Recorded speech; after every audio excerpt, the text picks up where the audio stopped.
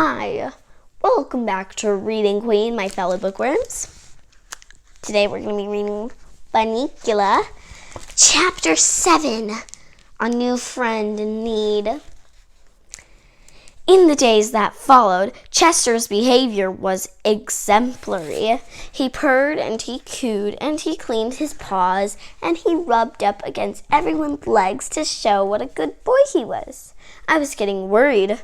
Chester acts that way only when he has something devious in the back of his mind, but I didn't know what it was.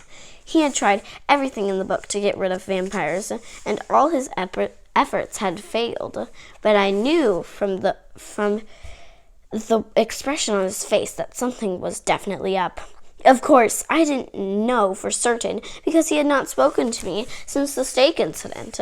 I guess he realized that my heart just wasn't in the destruction of the bunny vampire. In fact, I was beginning to like the little fellow. The Monroes were relieved by Chester's improved behavior. They didn't know how to account for his strange doings, but to their credit, they were willing to let bygones be bygones. The only disturbing factor in all our lives was the reappearance of the white vegetables each morning in the kitchen, and yet, after a few days, even that stopped, and life seemed to return to normal.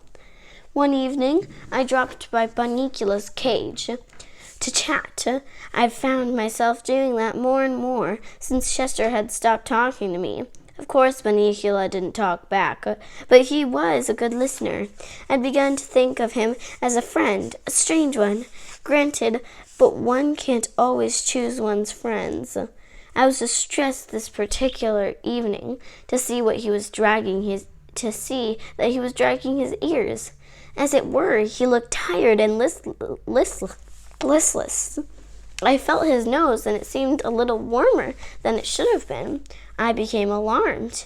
I ran over to Toby, who was doing a picture puzzle on the floor, and began to bark. Something I do only in cases of extreme emergency, since even I do not care for the sound. "What's the matter, Harold?" Toby asked without moving. "Are there burglars?" I ran to the cage and looked at Bunnicula. I looked back at Toby and whimpered. Toby just looked confused. "Do you want to play with Bunnicula? Shall I take him out of the cage?"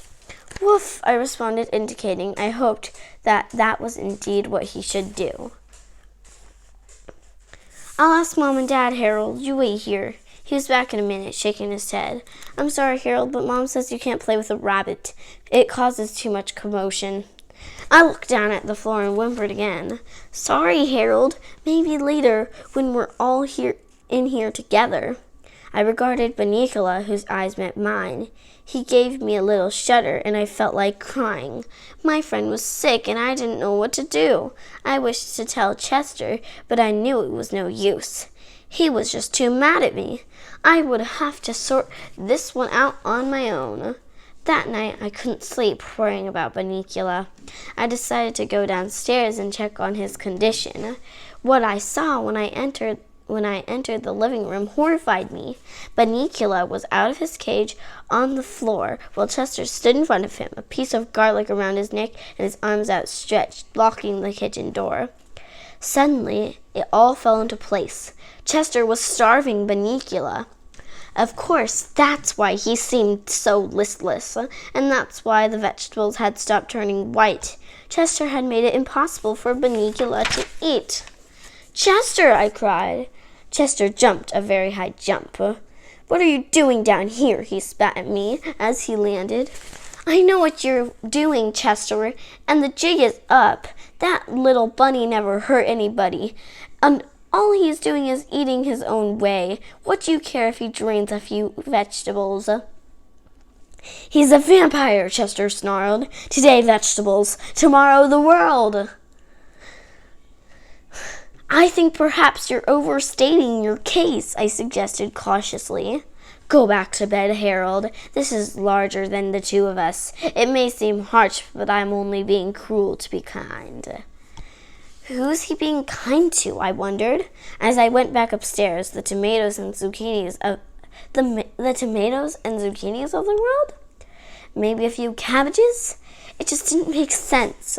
But I could see I wasn't going to get where with Chester tonight. Tomorrow, however, would be another story, and I was determined that by hook or crook, my friend Bunnicula would eat by sundown the next day. So that was chapter 7. Make sure to like, subscribe, and share to your friends for more videos. Bye!